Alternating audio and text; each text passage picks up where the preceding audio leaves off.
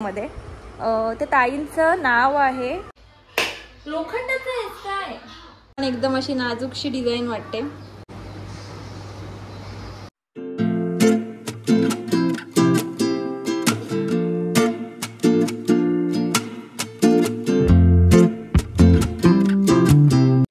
नमस्कार मंडळी, कसे आहात सर्व? मजेत ना? मी आशा करते तुम्ही सर्व एकदम एकदम एकदम टकाटक असाल. मी सुद्धा एकदम मस्त आहे. मी तेजू तुमचं आपल्या नवीन एका व्हिडिओमध्ये खूप सारं मनापासून स्वागत करते आणि आजचा जो आपला व्हिडिओ आहे ना तो सुरू करते. तर मंडळी, आज आहे संकष्टी. तर आज मी तुम्हाला दाखवणार आहे उकडीचे मोदक. उकडीचे मोदक मी कसे करते ते तुमच्यासोबत आज शेअर करणार आहे. त्याचबरोबर आज ना थोडीशी एक गडबड झालेली आहे. ॲक्च्युली मध्ये आज व्हिडिओ शूटच नव्हते करणार, कारण तुम्हाला माहिती आहे मला असं निगेटिव्ह दाखवायला आवडत नाही, त्याच्यामुळे नव्हते करणार. पण मला उकडीचे मोदक तर दाखवायचे आहेतच, म्हणून म्हटलं ठीक आहे शूट करूया आज. तर मग झालंय असं की विहानची रात्रीपासून तब्येत जरा डाऊन झालेली आहे. म्हणजे काल जरा सर्दी वगैरेच होती, तर मी त्याला औषध दिलं, पण आज ताप पण आहे त्याला. आणि प्रॉब्लेम असा झाला की विकीला सुट्टी मिळाली नाही, आणि विकीला सुट्टी नाही त्याच्यामुळे मग डॉक्टरकडे घेऊन जाऊ शकत नाही. म्हणजे मी एकटी नाही पॉसिबल, आणि त्याचा जो दवाखाना आहे तो थोडासा आत आहे, मग त्याच्यामुळे मग त्याला घेऊन जाणं शक्य नाही आहे मला एकटीला. आणि प्रॉब्लेम असा दुसरा झाला आहे की त्याची जी औषधे आहेत ना तापाची सर्दीची ती पण संपली. काल मी एक डोस दिला त्याला आणि ती संपली. तर मग आता विचार करते की एक काम करते, मी ह्याला शेजारच्या काकींकडे ठेवते आणि मग मी त्याला तिथेच ठेवून औषधं आणायला जाते. मंडळी, विहानला ठेवलेला आहे काकींकडे, त्याला फसवूनच आलेली आहे. आता फटाफट जाते मी ना. फटाफट जास्त बोलते ना व्हिडिओमध्ये, घेऊन जायचे. तर मग आता फटाफट आंघोळ करून घेते. 9:30ला 5 कमी आहे, तर मग आता फटाफट त्याला ना शाळेमध्ये सोडून येते. रिक्षा कधी येते ते फटाफट मिळाली तर बरं होईल. असो, तर आता फटाफट बघ, पुन्हा फटाफट मी आता जाते आणि औषधं घेऊन येते. येतोस? मी आली असती ना तुला घ्यायला. उघडते थांब.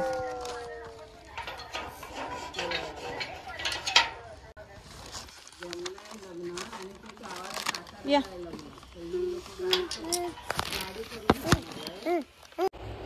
हे गे. ओय बबडू,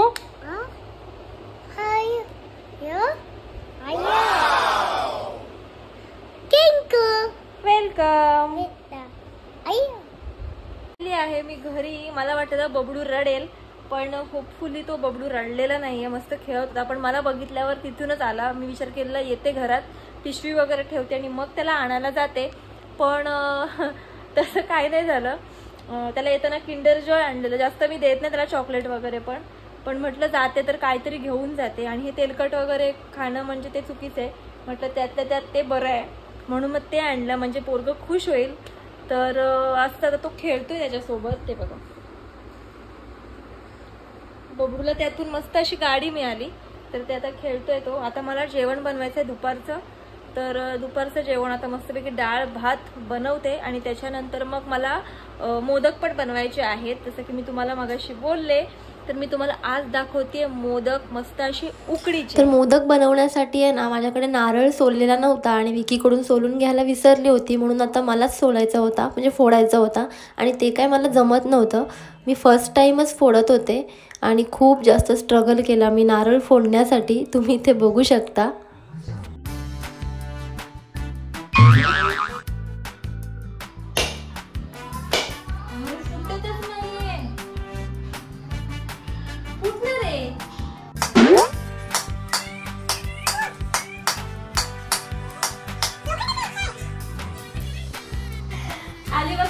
त्याच्यामुळे स्ट्रॉंग आहे. मी हसत असेल, बघत असेल तर व्हिडिओ. नारळ फोडणं इतकं कठीण आहे जितकं मोदक बनवणं पण नाहीये खरंच. विक्की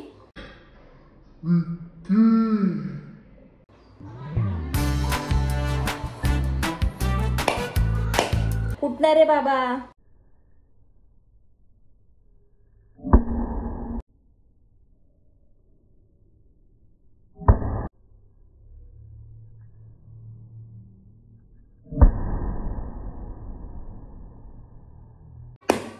फुटला फुटला फुटला. Hush, finally. बाप्पा बघ किती मेहनतीने मी तुझ्यासाठी मोदक बनवते. व्हिडिओ व्हायरल होऊन दे, व्हिडिओ व्हायरल होऊन दे. तर आता टाइम वेस्ट करायचं नाहीये, कारण बबलूला झोपवायचंय, कारण त्याची तब्येत बरी नाहीये, त्याच्यामुळे जास्त वेळ टाइमपास करता येणार नाहीये मला. सो मी फटाफट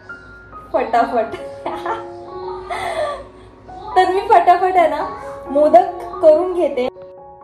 तर बबडूचा गोंधळ चालू होता म्हणून म्हटलं व्हॉइस ओव्हर करूया. तर इथे एका पातेल्यामध्ये ना जितकं आपल्याला पीठ घ्यायचं आहे ना तितक्या दुपटीने पाणी घ्यायचं आहे आणि ते पाणी आहे ना उकळवायचं आहे आपल्याला. पण उकळवायच्या आधी त्याच्यामध्ये मी नेहमी टाकते वेलची. आता ती वेलची जी आपली आतमधली वेलची मी कुटून घेते आणि जे सालं असतात ना ती मी या पाण्यामध्ये नेहमी टाकत असते, जेणेकरून पिठालासुद्धा वेलचीचा जरा फ्लेवर यावा. नंतर तूप आणि मीठ टाकायचं आणि आता मी गॅस पेटवून घेते आणि त्याच्यानंतर हे जे पातेलं आहे ना ते त्याच्यावर ठेवते आणि पाणी जे आहे ना ते उकळून घेणार आहे व्यवस्थित. आता पाणी एक साईडला उकळेल म्हणून मी तो जो पातेला दुसऱ्याकडे ट्रान्सफर केला आणि आपण चोय बनवून घेऊया. आम्ही याला चोयच बोलतो. आता तुमच्याकडे काय म्हणतात ते तुम्ही मला नक्की कमेंट करून सांगा. तर त्यासाठी मी इथे खोबरं घेतलेलं आहे 1 वाटी भरून पूर्ण आणि त्याचबरोबर मी इथे गूळ पावडर वापरते. आता तुमच्याकडे जर गूळ असेल तर तुम्ही गूळ वापरू शकता. इथे माझ्याकडे पावडर होती, जो ब्लॅक गूळ असतो ना त्याची पावडर, तर ती मी अर्ध्यापेक्षा थोडीशी जास्त टाकलेली आहे, कारण थोडीशी ती कमी गोड वाटली मला. म्हणून जर तुमच्याकडे प्रॉपर गूळ असेल तर निम्मी जी अर्धी क्वांटिटी तुम्ही टाकू शकता गूळ. वरती थोडंसं मीठ टाकलं आणि हे व्यवस्थित मिक्स करून घेतलं. आता इथे जे आपलं जे पाणी आपण उकळायला ठेवलेलं ना ते थोडंसं गॅस स्लो केला आणि जे वेलची जी होती ना वेलचीची सालं ती मी काढून घेणार आहे, कारण की ती नंतर पिठामध्ये यायला नको म्हणून. आणि त्याच्यानंतर पुन्हा गॅस जो आहे तो फास्ट करणार आहे आणि त्यानंतर मग जे पीठ जे आहे ना ते आपलं त्याच्यामध्ये टाकून मिक्स करून घेणार आहे.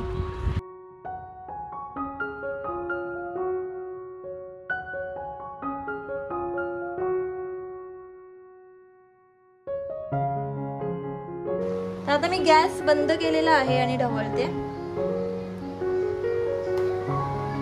आणि गॅस बंद करून त्याला झाकण द्यायचंय. तर इथे चोय आपली रेडी होती. त्याच्यानंतर मी उरलेले इन्ग्रेडियंट ह्याच्यामध्ये घातले, जसं की वेलची पावडर, आपलं जे कुटलेलं ड्रायफ्रूट्स असतात ते. ड्रायफ्रूट्स एकदम ऑप्शनल आहे, तुम्हाला जर टाकायचे असतील तुम्ही टाका, नाही टाकलं तरीही काहीच हरकत नाही. मी टाकते, मला खूप आवडतात म्हणून. आता हे व्यवस्थित मिक्स करून घ्यायचं आहे आपल्याला मस्त असं आणि त्याच्यानंतर लगेचच आपल्याला मोदक करायला घ्यायचं आहे.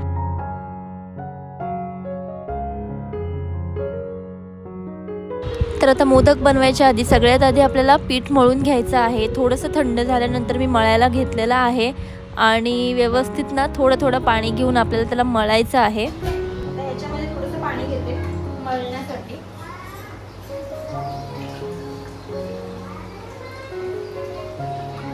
आणि आता आपल्याला हे मळून घ्यायचे.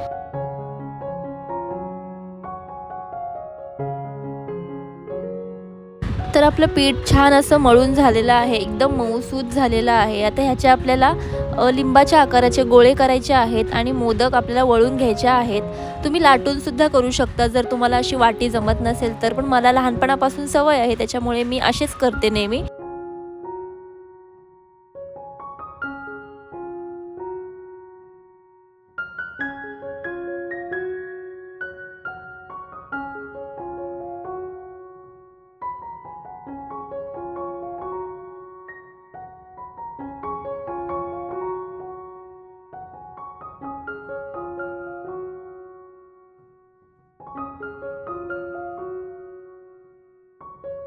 तर मंडळी, माझे जे मोदक आहेत ना तुम्ही बघू शकता, त्या एक साईजचे तर दिसत नसतीलच तुम्हाला.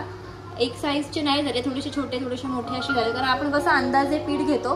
तर हे वाफेवर त्याला वाफेवर ठेवायचं. पण त्याच्या आधी मला तुम्हाला अजून काहीतरी दाखवायचं आहे, ते म्हणजे करंजी कशी करते मी ते दाखवणार आहे मी तुम्हाला आज. कारण करंजी मला चांगल्या प्रकारे जमते असं मला तरी वाटतं. तर मी आता करंजी करणार आहे आणि मला हे सांगायला आवडेल की ही जी करंजी आहे ना ती मला माझ्या मामीने शिकवले. माझी जी मोठी मामी आहे तिने शिकवले. तिला आठवत पण नसेल की तिने मला कधी शिकवलं. पण कसं लहानपणी मी तिकडे राहायला होते शिक्षणासाठी, तर मामीकडून भरपूर काय काय शिकले मी. त्यातलीच ही एक गोष्ट, कारण कधी पण आहे ना आपण कोणाकडून काय शिकतोय हे कधीच विसरायचं नाही. तेव्हाच आपले पाय जे आहेत ना ते जमिनीवर राहतात. तर मी करंजी कशी बनवते ते तुम्हाला दाखवते. आता जसं मोदकांना मी पिठाचा ते हे करून घेतली ना वाटी, तशीच मी वाटी करून घेणार आहे याची. अशा प्रकारे तुम्ही लाटून पण घेऊ शकता. जर तुम्हाला असं नसेल जमत ना तर बेस्ट लाटून घ्या. पण मला लहानपणापासून सवय आहे मोदक करायची, त्याच्यामुळे मग हे मला असं जमतं चांगल्या प्रकारे. माझा हा बाउल जो आहे ना तो नेहमी असं रेडी होतो.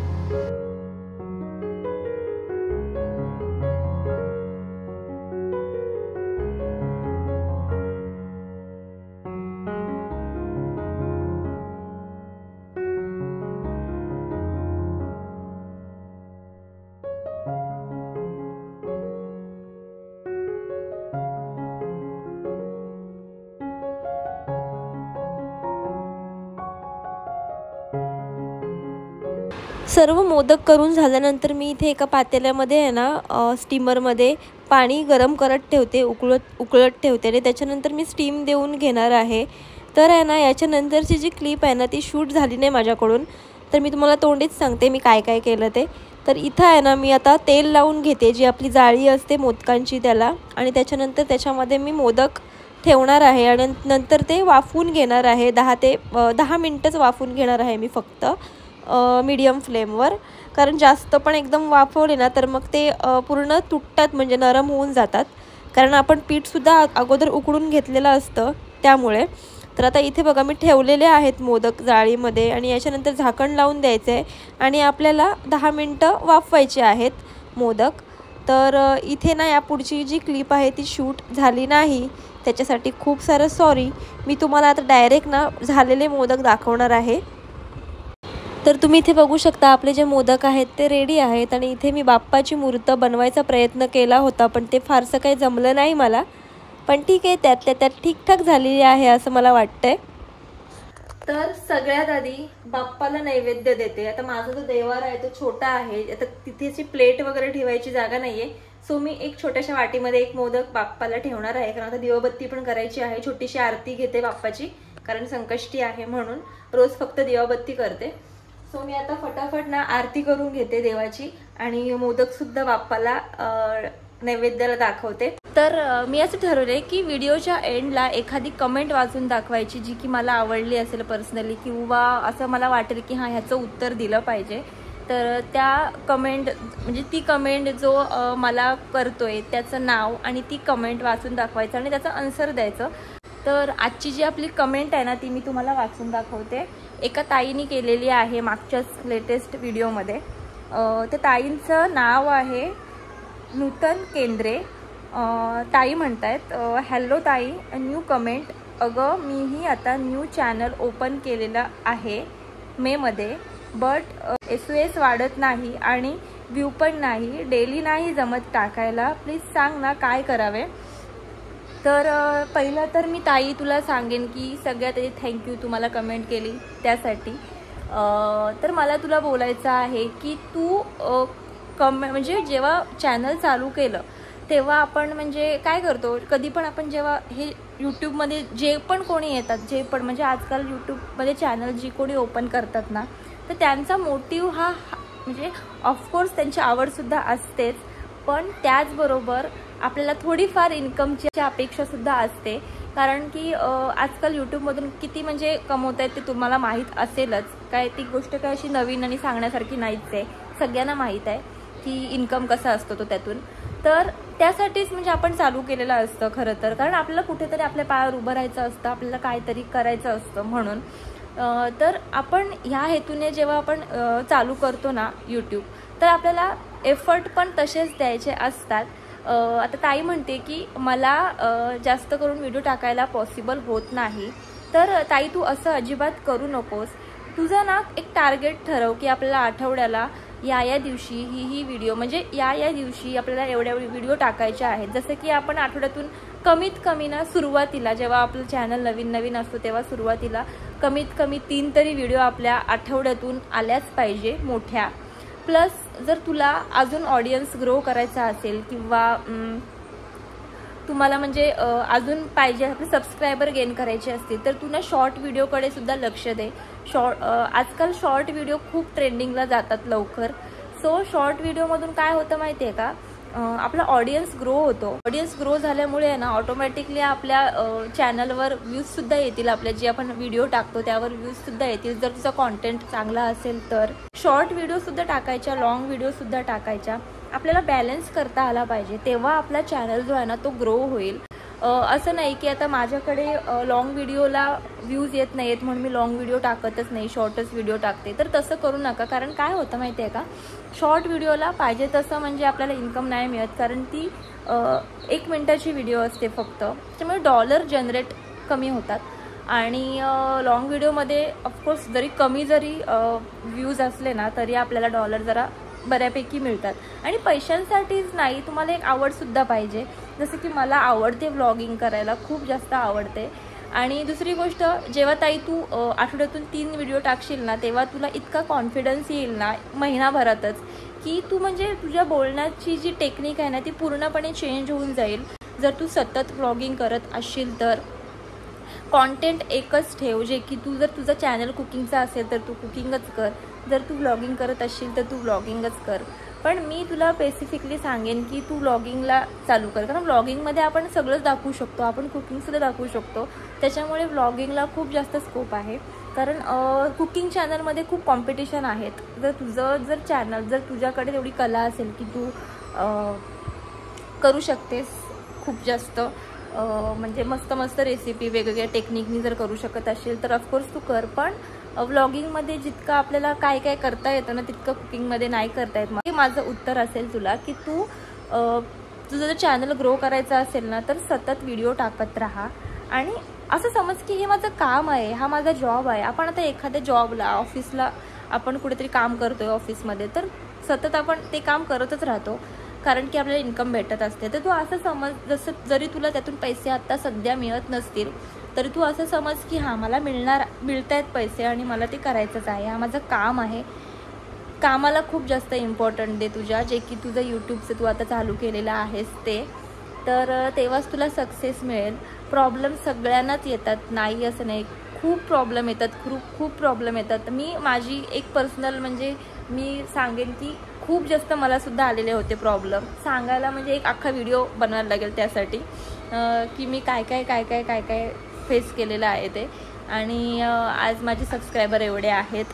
तर असंच काही आपल्याला मिळत नाही. जर आपल्याला काहीतरी चांगलं पाहिजे तर आपल्याला चांगलंच केलं पाहिजे, तर ते आपल्याला चांगलं मिळेल. तर ठीक आहे, एवढंच सांगायचं होतं की तू सतत व्हिडिओ टाकत राहा आणि आपल्या कामाशी प्रामाणिक राहा. बस, तुझं बघ नक्कीच चॅनल जो आहे तो ग्रो होईल. आणि अजून माझ्या ऑडियन्सला जर काय माझ्याकडून प्रश्न असतील किंवा काहीही असेल तर कमेंट करा. मी नक्कीच तुमचे कमेंट वाचून दाखवेन आणि त्याला उत्तरसुद्धा देईन. तर व्हिडिओ कसा वाटला मला नक्की कमेंट करून सांगा. आणि जर आवडला असेल ना तर व्हिडिओला लाईक करायला ना अजिबात विसरू नका. पुन्हा भेटूया मस्त अशा व्हिडिओसोबत. तोपर्यंत आपली आणि आपल्या माणसांची काळजी घ्या. Bye bye.